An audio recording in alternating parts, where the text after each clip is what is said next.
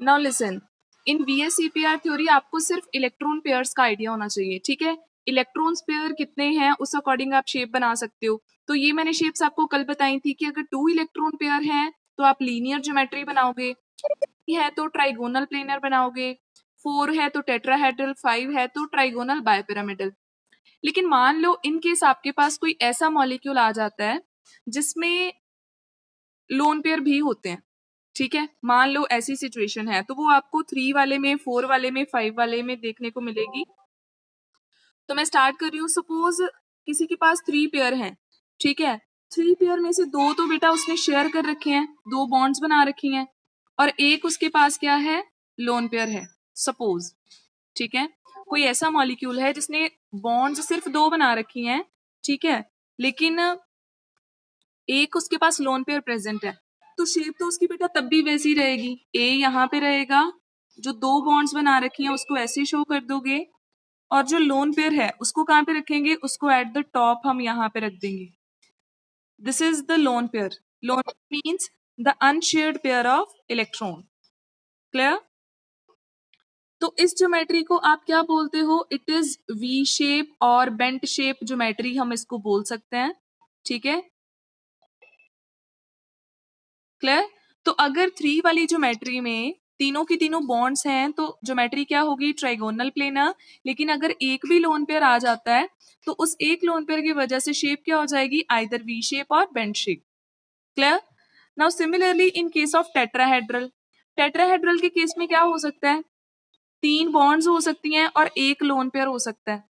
अगर तो बेटा एक लोन पेयर आ रहा है तो फिर उसको कैसे रखोगे, टॉप पे रख दो लोन पेयर को, बाकी की 3 bonds as it is show कर दो। क्लियर? इस टाइप की ज्योमेट्री को आप क्या बोलते हो, this is pyramidal. The shape is known as pyramidal, ठीक है। एक लोन पेयर भी आ सकता है बेटा, 2 लोन पेयर भी आ सकते हैं। अब मैं नेक्स्ट केस कौन सा ड्रॉ कर रही हूँ, बॉन्ड पेयर भी 2 हैं और लोन पेयर भी क्या है, 2। तो 2 लोन पेयर आ जाएंगे तो 2 को कहाँ पे रखोगे, तो 2 लोन पेयर को जब आप रखते हो तो कुछ ऐसी जो है आपके पास ज्योमेट्री आ जाएगी। 2 लोन पेयर आ जाएंगे, एक लोन पेयर यहाँ, एक यहाँ, बाकी की 2 बॉन्ड्स वैसे ही, है ना। और इसके केस में आपकी जो ज्योमेट्री है इसका नेम क्या होता है, वी शेप और बेंट शेप हम इसको बोल सकते हैं। एक लोन पेयर आएगा तो हमने क्या बोलना है इसको, पिरामिडल।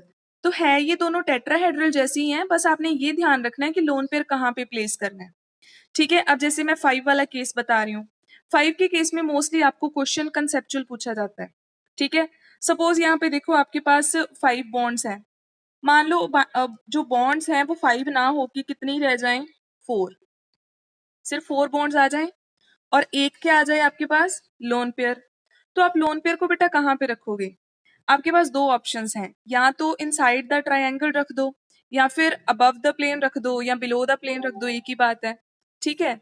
तो आप क्या करते हो, आप हमेशा लोन पेयर को वहां पे प्लेस करते हो जहां पे उसको रिपल्शन कम से कम मिले। क्लियर? अगर रिपल्शन कम मिलेगी तो मॉलिक्यूल स्टेबल बनेगा, क्योंकि लोन पेयर जो है वो रिपल्शन ज्यादा क्रिएट करता है। अब ध्यान से देखो, जो ट्रायंगल है, ट्रायंगल के अंदर जो बॉन्ड्स हैं उनमें एंगल कितना है, 120 का, देख रहे हो ना। और जो ऊपर वाली बॉन्ड है वो कितना एंगल बना रही है, 90 का। तो हमें लोन पेयर को कहाँ पे रखना चाहिए, बताओ जल्दी से, ट्रायंगल के अंदर, ठीक है। तो हम क्या करेंगे, इस बॉन्ड को, सॉरी इस लोन पेयर को ट्रायंगल के अंदर, सपोज यहाँ पे वन साइड मैंने लोन पेयर रख दिया, बाकी सारी क्या आ जाएंगी, बॉन्ड्स आ जाएंगी, और इस स्ट्रक्चर का नेम हो जाता है बेटा seesaw. This is seesaw structure. अब अगर मान लो 2 लोन पेयर आ गए, तो 2 लोन पेयर आ गए, वो भी दोनों के दोनों कहाँ पे रख दो, ट्रायंगल में। 2 लोन पेयर आ गए, दोनों को कहाँ पे रखेंगे, ट्रायंगल में, और जो बाकी की 3 है वो बॉन्ड्स एज इट इज रह जाएंगी।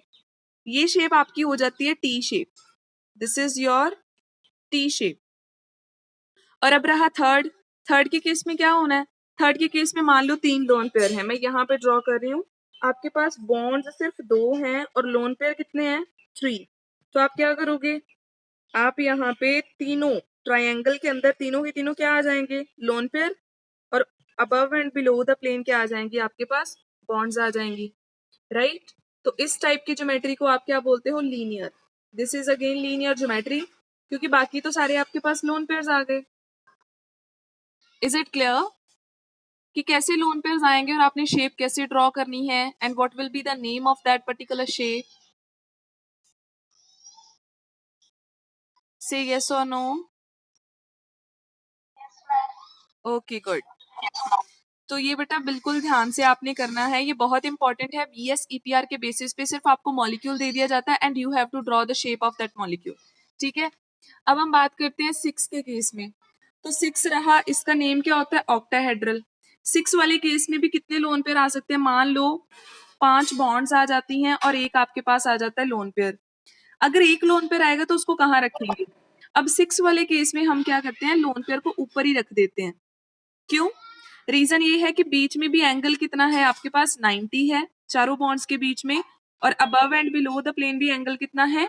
90। तो दैट मीन्स कहीं पे भी रख दो, क्या फर्क पड़ता है? तो हम क्या करते हैं इस केस में, हम बॉन्ड्स को ऐसे रखेंगे और लोन पेयर जो है वो यहाँ रख देंगे ऐसे करके, और इस ज्योमेट्री का नेम क्या हो जाता है? Square pyramidal. क्योंकि स्क्वायर के ऊपर एक लोन पेयर आ रहा है ना, तो स्क्वायर पिरामिडल आ गया। और अगर मान लो लोन पेयर आ गए 2, बॉन्ड्स रह गई 4 और लोन पेयर आ जाएंगे आपके 2, तो फिर आप क्या करोगे? फिर आप एक लोन पेयर रख दोगे ऊपर, एक लोन पेयर रख दोगे यहाँ पे बिलो द प्लेन। ठीक है, और ज्योमेट्री क्या रह जाएगी? ये तो सिर्फ स्क्वायर बच गया, तो इस ज्योमेट्री का नेम हो जाएगा स्क्वायर प्लेनर। क्लियर? तो ऑक्टाहेड्रल के केस में ये दो ज्योमेट्रीज हो सकती हैं। अब रही बात पेंटागनल की, तो ये रेयर केस है, आपको क्वेश्चन इसमें से आए, लेकिन फिर भी अगर आपको आ जाता है 6 बॉन्ड पेयर है और एक लोन पेयर है, तो यहाँ पे आप लोन पेयर कहाँ रखोगे? इस पेंटागन के बीच में या अबव और बिलो द प्लेन?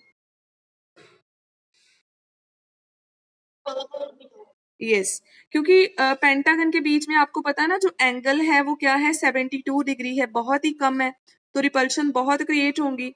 तो हम क्या करेंगे? उसको ऊपर रख सकते हैं प्लेन में, है ना? तो इसका नेम क्या हो जाएगा? पेंटागनल पिरामिडल, या इसको हम डिस्टॉर्टेड ऑक्टाहेड्रल भी बोलते हैं। ठीक है, और इट इज डिस्टॉर्टेड ऑक्टाहेड्रल। ठीक है, तो ऐसे करके आप याद रख सकते हो कि कितने लोन पेयर्स होंगे तो कौन सी ज्योमेट्री आएगी। तो स्क्वायर प्लेनर का अब मैं कंसिडर कर सकती हूँ कि आपको अच्छे से समझ में आ गया सारा। नॉर्मल ज्योमेट्री कौन सी हो सकती है और लोन पेयर के साथ ज्योमेट्री कौन सी हो सकती है? Hope it is clear. Okay, that's very good. तो अगर आपको ये चीजें क्लियर है तो बेटा मैंने यहाँ पे कुछ कंसेप्चुअल क्वेश्चंस लिखे हैं आप लोगों के लिए। ठीक है, जो बोर्ड में कंसिडर करे जाते हैं, आपको मतलब बोर्ड में बोल रही हूँ, सॉरी, आपके फाइनल्स के लिए इंपॉर्टेंट हैं। तो देखो यहाँ पे मैंने 4 मॉलिक्यूल्स लिख रखे हैं, है ना? हम क्या करते हैं, इनका स्ट्रक्चर भी ड्रॉ करते हैं, आप साथ साथ कॉपी पे करो, तो ताकि हमारी प्रैक्टिस भी हो जाएगी। ठीक है, स्ट्रक्चर ड्रॉ की। तो देखो बेटा, कार्बन है, कार्बन के पास कितने वैलेंस इलेक्ट्रॉन्स होते हैं? जल्दी से बताओ। 4 इलेक्ट्रॉन्स। और कार्बन के अराउंड हाइड्रोजन कितने हैं? 4। सबके साथ एक एक इलेक्ट्रॉन शेयर हो जाएगा। टोटल कितनी बॉन्ड्स बना रहा है कार्बन? 4 बॉन्ड्स बना रहा है। तो 4 बॉन्ड्स के लिए स्ट्रक्चर कौन सा आता है हमारे पास? टेट्राहेड्रल। तो हम इसको टेट्राहेड्रल शेप दे देंगे। ठीक है, the name of the geometry will be tetrahedral. Clear? अब हम बात करते हैं अमोनिया की। नाइट्रोजन लिया बेटा, नाइट्रोजन के पास कितने वैलेंस इलेक्ट्रॉन्स होते हैं? 5। तो 5 डॉट्स लगा देते हैं, 1 2 3 4 5। और इसके पास हाइड्रोजन कितने हैं? ओनली 3। तो नाइट्रोजन अपने 3 इलेक्ट्रॉन शेयर कर लेगा, एक इस हाइड्रोजन के साथ, एक इसके साथ और एक किसके साथ? तो नाइट्रोजन बॉन्ड्स कितनी बना रहा है? 3। और एक क्या है इसके पास? ये ऊपर देखो, एक लोन पेयर पड़ा हुआ ना, जो इसने किसी के साथ शेयर नहीं करा। तो इसका मतलब टोटल सम तो फिर भी 4 ही बना। तो 4 की ज्योमेट्री तो हमें पता ही है टेट्राहेड्रल होती है, लेकिन जब इसके पास एक लोन पेयर है ना, तो लोन पेयर हम कहाँ पे रखते हैं? ऐसे ऊपर, और बाकी की जो बॉन्ड्स हैं वो यहाँ नीचे ऐसे शो कर देंगे, और ज्योमेट्री का नेम क्या हो जाएगा? It will B pyramidal. Clear? अब हम बात करते हैं वाटर की। वाटर के केस में ऑक्सीजन है और ऑक्सीजन के पास कितने वैलेंस इलेक्ट्रॉन्स होते हैं? 6। 1 2 3 4 5 एंड 6। और इसके अराउंड हाइड्रोजन कितने हैं? 2। एक इलेक्ट्रॉन इसके साथ शेयर करा, एक इलेक्ट्रॉन इसने दूसरे हाइड्रोजन के साथ शेयर करा, तो बॉन्ड्स कितनी बना रहा है ऑक्सीजन? 2 बना रहा है। और लोन पेयर कितने हैं ऑक्सीजन के पास? 2 लोन पेयर है। तो टोटल कितने हो गए फिर से? 4। तो 4 की ज्योमेट्री अगेन टेट्राहेड्रल ही होगी, लेकिन यहाँ पे लोन पेयर कितने आ जाएंगे? 2 लोन पेयर आ जाएंगे। कुछ ऐसी ज्योमेट्री आएगी। It will B V shape और बेंड शेप ज्योमेट्री। ठीक है बेटा। अब यहाँ पे आपको क्वेश्चन क्या आता है?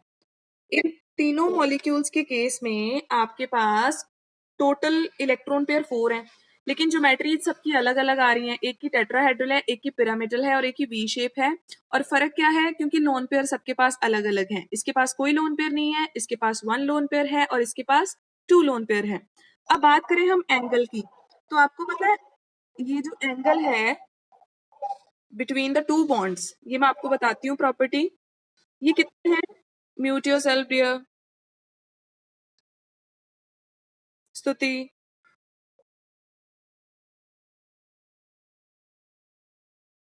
नाउ बॉन्ड एंगल कितना होता है टेट्राहेड्रल के केस में? 109 degree 28 minute.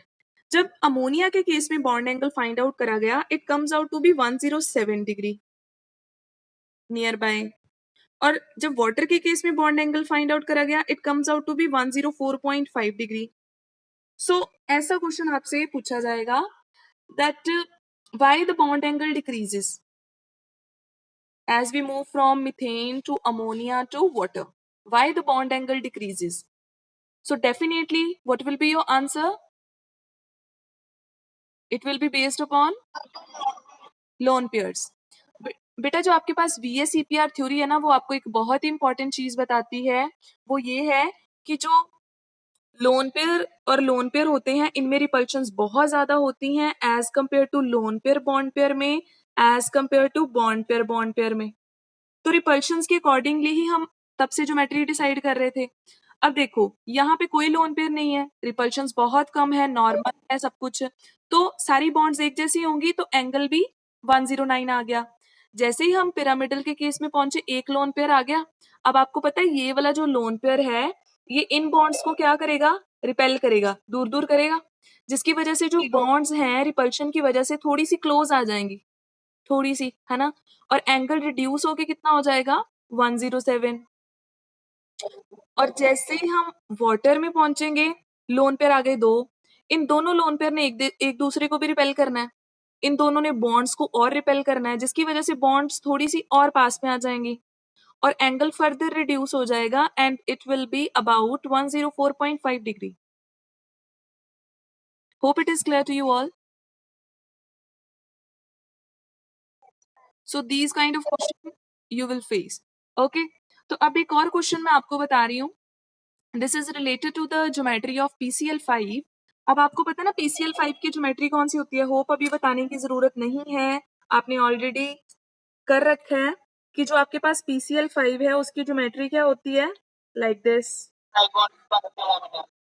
Very good. Trigonal bipyramidal, this will be the geometry, right. अब यहाँ पे मैंने आपको बताया था कि यहाँ पे आपके पास 2 टाइप की बॉन्ड्स होती हैं, है ना। और वो बॉन्ड्स कौन कौन सी हैं? एक वो बॉन्ड्स हैं बेटा जो ट्रायंगल के बीच में प्रेजेंट है, तीनों बॉन्ड्स, तो इनको हम बोलते हैं equatorial bonds. The bonds present inside the triangle are equatorial bonds. और जो बॉन्ड्स अबव और बिलो द प्लेन प्रेजेंट हैं, स्ट्रेट हैं, अलोंग द एक्सिस हैं, इनको हम बोलते हैं एक्सियल बॉन्ड्स। और एक आपके पास ऑब्जर्वेशन है कि हमेशा एक्सियल बॉन्ड्स जो है उनकी लेंथ ज्यादा है as compare to equatorial bonds. So why this is so? Axial bonds लंबी हैं, इक्वेटोरियल बॉन्ड्स थोड़ी सी छोटी हैं, ठीक है। एक्सियल बॉन्ड्स की लेंथ इक्वेटोरियल बॉन्ड की लेंथ से ज्यादा होती है। Now what is the reason? Reason बेटा ये है, रीजन है आपका बॉन्ड एंगल, ठीक है। अब देखो, मान लो हम किसी इक्वेटोरियल बॉन्ड की बात करते हैं, हम ये चेक करें इसको रिपेल कौन कौन कर रहा है। इस वाले क्लोरीन को कौन कौन रिपेल कर रहा है? ये वाले 2 क्लोरीन कर रहे हैं, है ना? कितने पे कर रहे हैं? 120 का एंगल है, समझ रहे हो? समझ रहे हो मेरी बात? ये देखो, हमने एक इक्वेटोरियल बॉन्ड कंसिडर करी, मैं यहाँ पे लिख रही हूँ इक्वेटोरियल बॉन्ड। इक्वेटोरियल बॉन्ड के केस में देखो, 2 बॉन्ड्स हैं जो 120 के एंगल पे रिपल्शन क्रिएट कर रही हैं। 2 बॉन्ड्स क्या हैं? 120 के एंगल पे रिपल्शन दे रही हैं। और 2 बॉन्ड्स क्या हैं? एक ऊपर है, एक नीचे है। ये कितना एंगल बना रही है इसके साथ? 90 का। तो इसका मतलब 2 बॉन्ड्स ऐसी हैं जो 90 के एंगल पे रिपेल कर रही हैं। क्लियर? अब हम बात करते हैं एक्सियल की। एक्सियल बॉन्ड का केस देखो, कौन सी एक्सियल बॉन्ड कंसिडर करें? ये वाली कर लें, ठीक है? इसको कौन कौन रिपेल कर रहा है? इसको भी ये चारों लोग रिपेल कर रहे हैं। ये जो 3 बॉन्ड्स हैं जो प्लेन के बीच में है, ये तीनों 90 90 90 पे प्रेजेंट है। तो तीनों की तीनों कितनी रिपल्शन देंगी? 90 डिग्री के एंगल पे। और जो एक है वो तो बिल्कुल ऑपोजिट है, वो 180 पे रिपल्शन दे रही है। अब देखो जरा, दोनों को डाटा के अकॉर्डिंगली रिपल्शन सबसे ज्यादा कौन फेस कर रहा है?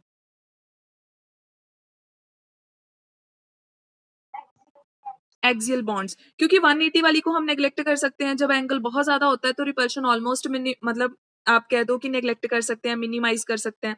और 120 वाली भी बहुत कम हो गई। रही बात 90 की, एंगल जितना कम होगा रिपल्शन उतनी ज्यादा मिलनी है। तो इसको 2 रिपल्शंस मिल रही हैं, इसको 3 रिपल्शंस मिल रही हैं at an angle of 90 degree. तो डेफिनेटली एक्सियल बॉन्ड को इतनी रिपल्शन मिलेगी तो उसने स्ट्रेच ही होना, क्लोरीन दूर दूर ही जाएगा, ठीक है? तो एक्सियल बॉन्ड की जो लेंथ है वो रिपल्शंस की वजह से ज्यादा आ रही है। और इसीलिए हम कह सकते हैं कि ये जो 2 बॉन्ड्स हैं PCl5 में, ये बहुत लंबी होंगी। और बॉन्ड्स बेटा अगर लेंथी होंगी तो आपको पता ना, बॉन्ड इजीली ब्रेक कर सकती है। तो इसीलिए आपका जो PCl5 का मॉलिक्यूल है वो 2 क्लोरीन को इजीली सेपरेट कर देता है, ठीक है? PCl5 बहुत इजीली PCl3 में ब्रेक डाउन कर देता है और साथ में क्लोरीन रिलीज करता है। व्हाई? क्योंकि ये वाले 2 क्लोरीन इतनी ज्यादा लेंथ पे होते हैं कि इजीली ब्रेक कर जाते हैं। थोड़ा सा भी एफर्ट करोगे टूट जाएंगे और सिर्फ ये वाला PCl3 का मॉलिक्यूल रह जाएगा। सो ऐसे करके आपको क्वेश्चन जो है वो पूछा जा सकता है। It's clear?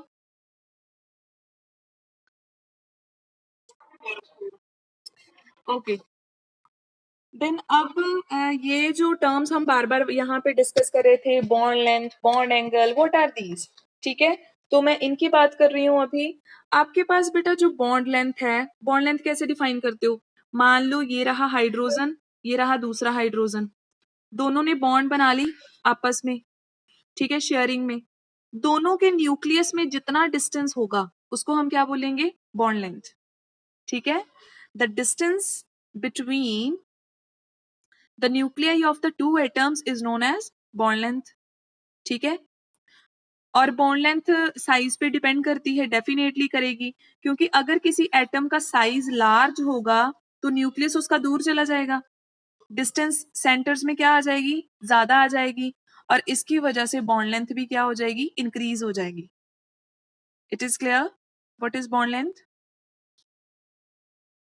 तो जो लार्ज साइज एटम्स होते हैं उनकी बॉन्ड लेंथ भी ज्यादा होगी, ठीक है? अब बात करते हैं बॉन्ड एंगल की। अब बॉन्ड एंगल क्या होता है? जैसे हमने कार्बन की 4 बॉन्ड्स ड्रॉ करी थी, 2 बॉन्ड्स के बीच में जो एंगल होगा, 2 एडजेसेंट बॉन्ड्स के बीच में, उसको हम क्या बोलते हैं? Bond angle. तो सिंपली आप कह सकते हो the angle between the bond lines, और the angle between the lines representing bonds, ठीक है? तो बस ये 2 बॉन्ड लाइंस के बीच में जो एंगल होगा उसको हम बॉन्ड एंगल कहते हैं। अब बॉन्ड एंगल कैसे वेरी कर सकता है? कोई फैक्टर?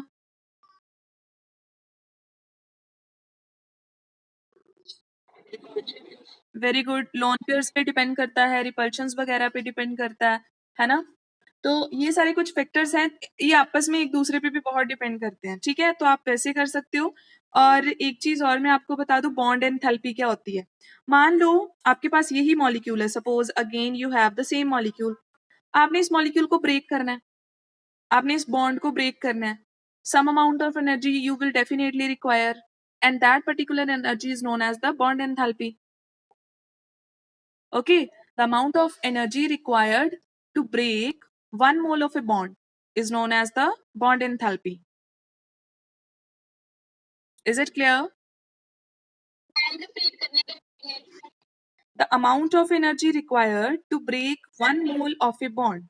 और वैसे भी बेटा ये चीज मैंने नोट्स में सारा कुछ रिटन है, तो वहां से रीड आउट करो एक बार, ठीक है, सारे नोट्स को अच्छे से। तो अच्छा, बॉन्ड एंथैल्पी का बॉन्ड लेंथ के साथ क्या रिलेशन है, कोई बताएगा? सपोज बॉन्ड लेंथ ज्यादा है, वेरी गुड। बॉन्ड लेंथ ज्यादा होने का मतलब है बॉन्ड वीक है, वीक होने का मतलब है थोड़ी सी एनर्जी लगाओगे इजीली टूट जाएगी, तो बॉन्ड एंथैल्पी डेफिनेटली क्या होगी, कम होगी हमारे पास, राइट? तो ये टर्म्स बिल्कुल मतलब बेसिक्स ही हैं, मैंने वहां पे सारे फैक्टर्स नोट्स में लिख रखे हैं, तो आप इजीली रीड आउट करोगे तो क्लियर हो जाएगा। मैंने फिर भी सोचा चलो बता देती हूँ आपको, आप ये मत सोचना कि करवाया नहीं मैम ने, ठीक है। अब मैं बेटा आपके साथ डिस्कस कर रही हूँ तो टॉपिक रेजोनेंस, ठीक है। ये भी एक छोटा सा टॉपिक है, फॉर्मल चार्ज के जैसा आपको देखने को मिलेगा। अब आपके मेन कुछ थ्योरीज रह गई, बाकी सारा कवर हो गया, ठीक है। रेजोनेंस क्या होता है? अब सबसे पहले मैं आपको ना इसकी एक एग्जांपल देती हूँ, फिर हम डिसाइड करते हैं। याद है कल हमने ओजोन का स्ट्रक्चर ड्रॉ करा था, याद है सबको? जिसमें ओजोन के केस में 2 ऑक्सीजन डबल बॉन्ड बना रहे थे और तीसरे वाले ऑक्सीजन के साथ सिंगल बॉन्ड बन रही थी, और वो भी अपना लोन पेयर डोनेट करके, ऐसा ही था कुछ, है ना? अब क्या जरूरी है कि अब आपको लगेगा कि तीनों ऑक्सीजन तो सेम है ना? तो किसी के साथ मर्जी डबल बॉन्ड बनाए, किसी के साथ मर्जी सिंगल बनाए, but this is not so the case. अब देखो, मान लो ये आपका ऑक्सीजन फर्स्ट है, ये सेकंड है, ये थर्ड है। फर्स्ट वाले ऑक्सीजन के साथ डबल बॉन्ड बन रही है और थर्ड वाले के साथ सिंगल बॉन्ड। अब ऐसा भी तो हो सकता है कि इसके साथ सिंगल बने और दूसरे वाले के साथ डबल बॉन्ड, समझ रहे हो? तो इसका मतलब ये दोनों स्ट्रक्चर पॉसिबल है, नो डाउट। ये दोनों की जो स्टेबिलिटी है वो इक्वल है, दोनों सिमिलर हैं, तो इसीलिए इनकी स्टेबिलिटी भी क्या होगी, सेम लेवल पे होगी। तो ये दो स्ट्रक्चर, इसका मतलब अगर मैं बात करूं ओजोन की, तो मैं आपसे पूछूं कि ओजोन के कितने स्ट्रक्चर पॉसिबल है, तो आप बोलोगे मैम 2 स्ट्रक्चर पॉसिबल है ना ओजोन के, या तो इस साइड बना दो या इस साइड बना दो। तो इन स्ट्रक्चर्स को हम बोलते हैं रेजोनेटिंग स्ट्रक्चर्स, ओके। द क्योंकि हर एक मॉलिक्यूल के बहुत सारे स्ट्रक्चर्स भी पॉसिबल हो सकते हैं, तो हम उन सारे स्ट्रक्चर्स को क्या बोलते हैं, रेजोनेटिंग स्ट्रक्चर्स। लेकिन एक्सपेरिमेंटल स्टडीज क्या कहती हैं, अगर हम बात करें ओजोन की प्रॉपर्टीज को एक्सप्लेन करने की, तो कुछ प्रॉपर्टीज कोई एक मॉलिक्यूल एक्सप्लेन कर देता है, कुछ प्रॉपर्टीज कोई दूसरा मॉलिक्यूल एक्सप्लेन कर देता है, लेकिन इनमें से एक ऐसा, दोनों में से कोई कोई एक भी ऐसा नहीं है जो सारी प्रॉपर्टीज को एक्सप्लेन करे, ठीक है। फॉर एग्जाम्पल मैं आपको बता रही हूँ, जब एक्सपेरिमेंटली चेक करा गया तो ये पता क्या शो कर रहा था? अब देखो, आप सोचोगे ये डबल बॉन्ड है और ये क्या है, सिंगल, है ना? सिंगल बॉन्ड की लेंथ ज्यादा होती है या डबल बॉन्ड की? सिंगल बॉन्ड की। तो हम सोचेंगे इसकी लेंथ ज्यादा आएगी, दूसरे की कम आएगी। मान लो मैं इसकी सोच लेती हूँ 120 और इसकी मैं सोच लेती हूँ 100, ठीक है। मान लो इसकी 120 है लेंथ और इसकी कितनी है, 100। तो हमें लगा कि जब हम एक्सपेरिमेंटली स्टडी करेंगे बॉन्ड्स को, तो एक बॉन्ड लेंथ 100 आनी चाहिए, दूसरी 120 आनी चाहिए। लेकिन जब एक्सपेरिमेंटली डिटरमाइन करा गया तो हमें पता चलता है कि दोनों की 110 है, दोनों की बॉन्ड लेंथ कितनी है, सेम है और 110 है। ना तो वो सिंगल बॉन्ड के इक्वल है, ना वो डबल बॉन्ड के इक्वल है, वो दोनों के इंटरमीडिएट लाई कर रही है।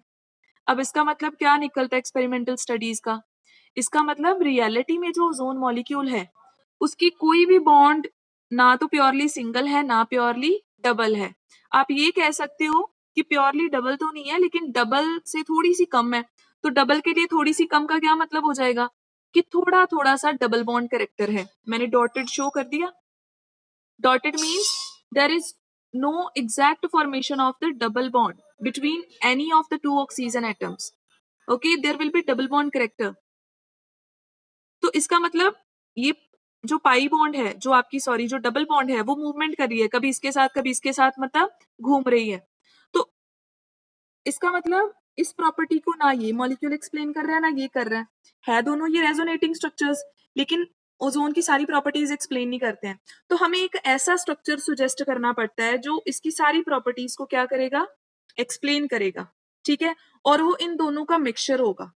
अब हमने क्या करना है, लेफ्ट वाली पे डबल बॉन्ड नहीं ड्रॉ करनी, राइट वाली पे नहीं करनी, हमने क्या करना है, हमने डॉट्स बना देने हैं, मतलब थोड़ी सी डबल बॉन्ड लेफ्ट वाली के साथ है, थोड़ी सी डबल बॉन्ड राइट वाले ऑक्सीजन के साथ है, ठीक है।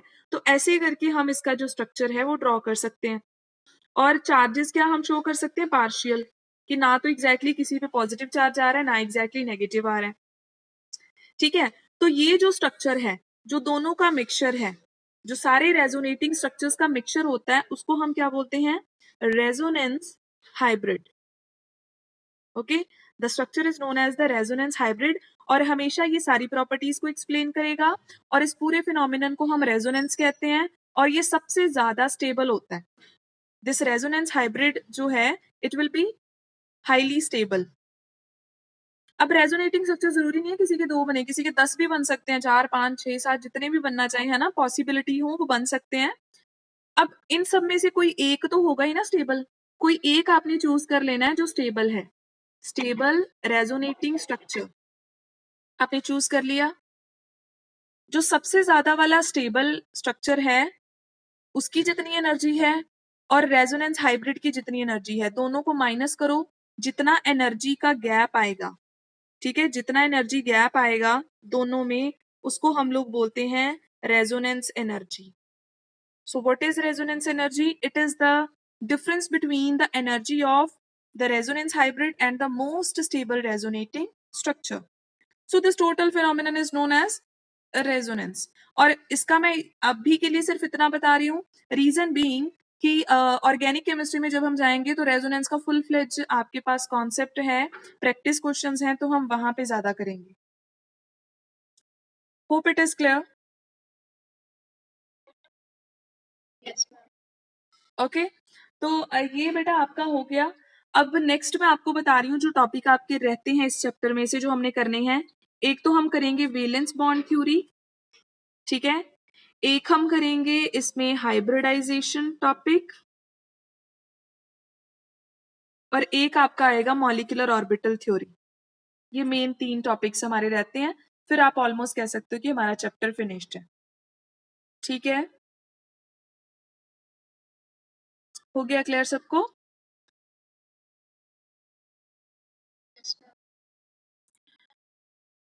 Okay good. अच्छा, एक चीज मैं थोड़ी सी और बता देती हूँ आपको ओवरलैपिंग का, वो आपको इजी लगेगा क्योंकि वो कोवेलेंट बॉन्ड तो आपको पता ही है शेयरिंग के साथ बनती है ना। तो यहाँ पे मैं आपको बता दूं बेटा कि आपकी जो वेलेंस बॉन्ड थ्योरी है ना, इसने एक बड़ा अच्छा कॉन्सेप्ट दिया था। इसने कहा कि जब कोवेलेंट बॉन्ड बनती है तो वहां पे एक इंपॉर्टेंट चीज होती है, दैट इज ओवरलैपिंग। ओवरलैपिंग को आपने ध्यान में रखना है, ठीक है। कोवेलेंट बॉन्ड हम क्या कहते हैं, हम कहते हैं हाइड्रोजन है, क्लोरीन है, दोनों ने अपना एक एक इलेक्ट्रॉन शेयर किया, बन गई कोवेलेंट बॉन्ड। लेकिन बेटा शेयर करने का क्या मतलब है कि दोनों इलेक्ट्रॉन्स को एक ऐसी जगह पे रख दिया जो प्लेस हाइड्रोजन और क्लोरीन दोनों के लिए क्या है, कॉमन है। तो वो कॉमन प्लेस कैसे आएगा? तो वो वेलेंस बॉन्ड थ्योरी ने बताया कि देखो ये दोनों अपने इलेक्ट्रॉन शेयर शेयर कैसे करते हैं, हाइड्रोजन का ऑर्बिटल क्लोरीन के ऑर्बिटल के साथ क्या करता है, ओवरलैप। ओवरलैप होने की वजह से एक एरिया आ जाता है दोनों में जो कॉमन होता है, और वहां पे ये दोनों इलेक्ट्रॉन रख देते हैं सेंटर में, जो दोनों के लिए मतलब शेयर कर सकते हैं ये लोग। क्लियर?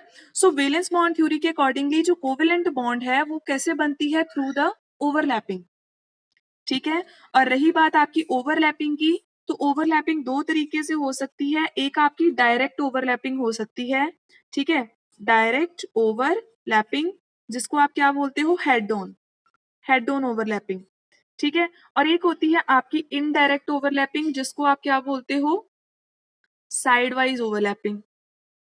तो दोनों का फर्क बॉन्डिंग पे पड़ता है, डेफिनेटली पड़ता है। वेलेंस बॉन्ड थ्योरी ने कहा कि देखो 2 एलिमेंट्स हैं, दोनों ने कोवेलेंट बॉन्ड बनानी है, तो पहले उनके ऑर्बिटल्स आपस में ओवरलैप करेंगे, ठीक है, फिर बॉन्ड बनेगी।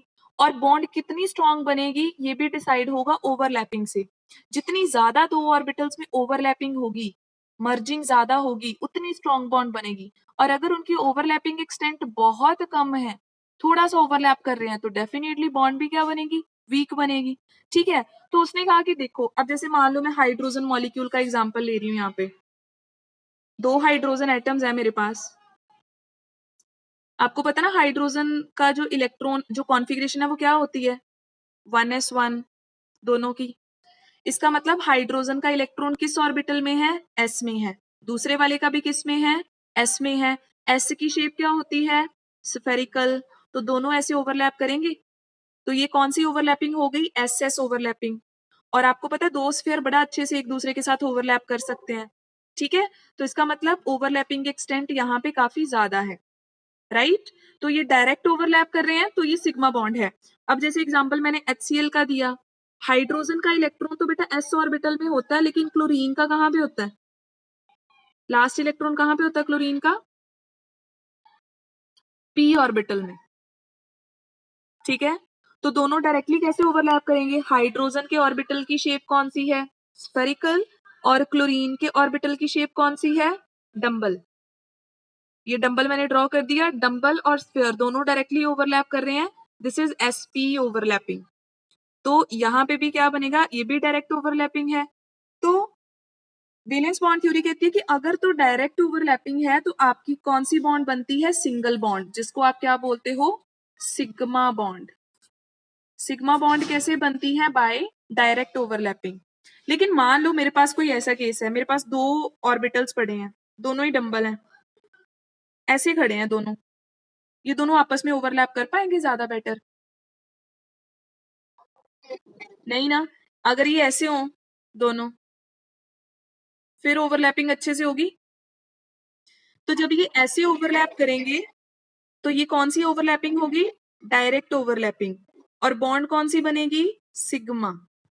लेकिन जब ये दोनों ऐसे पैरेलल खड़े हैं तो हार्डली क्या चांसेस है, ये हार्डली ऐसे कर सकते हैं, एक दूसरे के साथ थोड़ा थोड़ा यहाँ पे टच में रह सकते हैं, थोड़ी थोड़ी ओवरलैपिंग कर सकते हैं, थोड़ी सी ऊपर हो गई, थोड़ी सी यहाँ पे हो गई, तो ये होती है साइड वाइज ओवरलैपिंग। और इसकी ओवरलैपिंग से कौन सी बॉन्ड बनती है, पाई बॉन्ड। क्लियर हो गया, सिग्मा बॉन्ड और पाई बॉन्ड क्या होती है। Sigma bond is formed due to direct overlapping and pi bond is formed due to sidewise overlapping.